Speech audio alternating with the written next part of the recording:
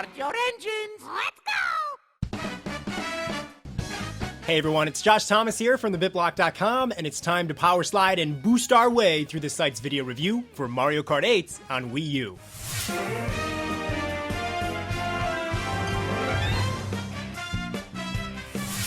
This Mario Kart title is jam-packed with crazy things happening all around you. Like in Mario Kart 7, you can soar through the air with a glider, and you can even dive under the water with a propeller attachment. The fancy tricks that you can pull off from ramps in Mario Kart Wii also make a return, and collecting coins to gain a better top speed is back from Mario Kart 7 as well. But of course, the new, exciting element added to Mario Kart 8's gameplay is the anti-gravity concept. Mario and his fellow racers ain't got no time to obey the laws of physics. This means that while you race, the course will begin to bend and flip ahead of you, so you'll be racing on the walls and on the ceilings. And I think this idea is super cool because it's often used to create multiple routes in a track.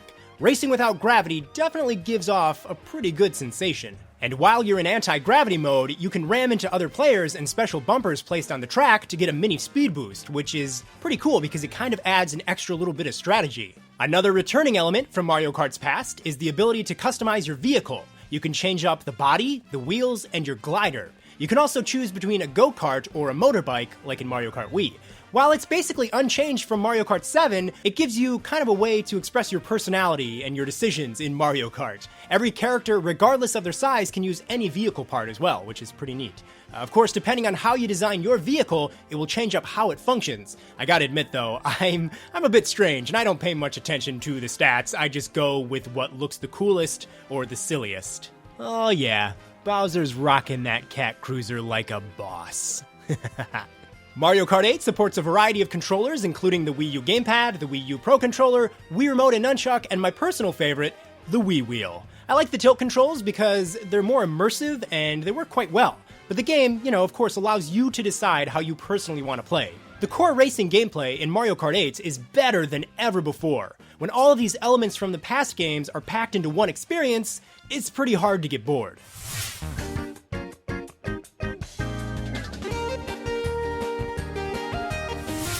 Mario Kart 8 is one of Nintendo's prettiest games ever. There's an incredible amount of detail everywhere you look. Racing has such a grand feeling to it, and a big reason for that are the stunning HD visuals. First off, the courses all have a unique and interesting theme to them. There's the super sugary Sweet Canyon, the very warm tropical Sunshine Airport, racing up and down a waterfall in Shy Guy Falls, driving up the wiggly walls in Twisted Mansion, and speeding your way through the beautiful clouds in Cloud Top Cruise. Now those are just a few examples of the incredibly clever tracks that you get to race in. And once again, I just really want to stress how many little extra props, animations, and clever sign advertisements are placed inside of these tracks. I think you can really tell that the designers had a blast working on this game. The worlds feel more alive than ever before, and it's thanks to all the little tiny details. And it's all running at a super smooth 60 frames per second in full HD. The characters and the items also feature that same level of greatness. The animations are all very well done, and sometimes they can be pretty hilarious too. The intricate level of detail even shows off Mario and Luigi's mustache blowing in the wind.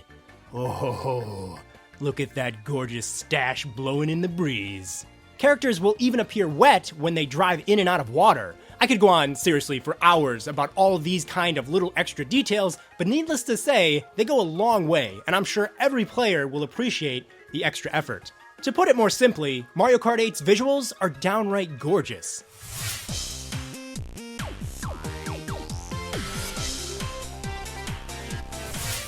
For the first time in Mario Kart history, the game actually has some real live band music. As you can imagine, authentic music with real instruments definitely adds to the excitement of racing. There's also some very catchy digital tracks as well. There's no doubt in my mind, this is the best soundtrack in any Mario Kart game ever. The character voices and sound effects are all pretty nice as well. Every character has totally new voice samples, and frankly, come on, who doesn't love hearing Wario make fart noises and claim that everybody is cheating?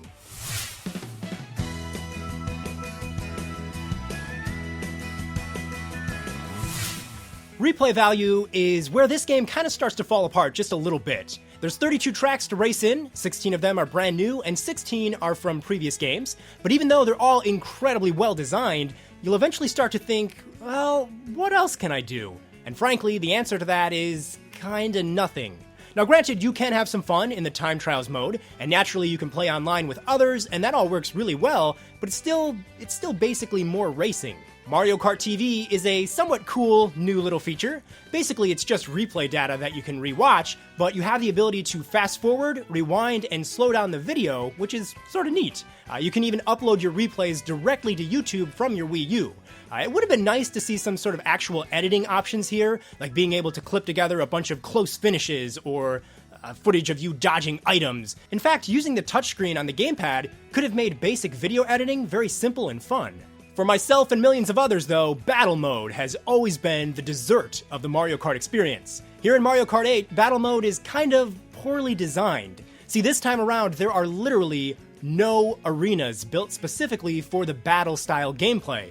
Instead, you simply play Balloon Battle in one of 10 racetracks. This simply doesn't work well. The tracks are too big and it's hard to find people. Sometimes it's difficult to turn around in the narrow roads, and the new rules are somewhat frustrating. So when you lose all 3 of your balloons, you'll turn into a ghost, and this means you're still playing, but other people cannot see you at all, and you can't earn any more points. However, what you can do is you can still cause damage to active players with items. This is kind of poorly thought out, because most of the time, a battle match will end based on the invisible ghost players taking out the other players. Here, for example, I'm aiming up my shot, and I'm about to throw the shell, and... oh, wait a minute, what? What happened? I lost, but how? I lost because a player who was eliminated that I could not even see tossed a shell right at me. That's just kind of not fair. There's a tiny bit of fun to be had in the battle mode, but it ends up feeling like some fan just hacked the game and threw this all together overnight, instead of feeling like a quality Nintendo product. We need more ways to play, and actual battle maps. I really wish there was some sort of challenge mode here as well. For example, Mario Golf World Tour has over 100 addictive extra challenges. Here in Mario Kart 8, well, there's nothing. And given how big this franchise is, you would really expect more content.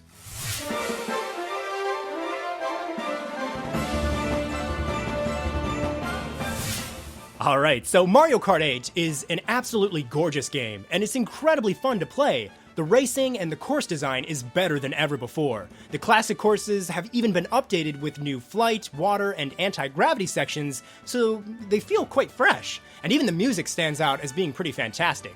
The clearly rushed battle mode and the shockingly lame character selection needs to be updated though. Gold, Pink, Peach, and Baby Rosalina are pretty disappointing when you consider how many more interesting characters could have been introduced. This is the most balanced Mario Kart game though, and I really like the item selection. The new Piranha Plant is a neat idea, the Boomerang is fun, and I love that it can hit multiple racers at once, and the blue spiny shell can even be destroyed with the new Super Horn item. Even though Mario Kart 8 doesn't drive off the path and create a totally fresh experience, there's no denying how fun the core racing in this game can be. It desperately needs downloadable content, but for now, it's definitely worth picking up. At the risk of sounding kind of cheesy and predictable, TheBitBlock is rewarding Mario Kart 8 with an 8 out of 10. Hey, thanks for watching this video from TheBitBlock. If you want to stay up to date on tons of exclusive Nintendo content, be sure to subscribe by clicking here. And if you don't want the fun to end, you can check out more Nintendo coverage by clicking over here.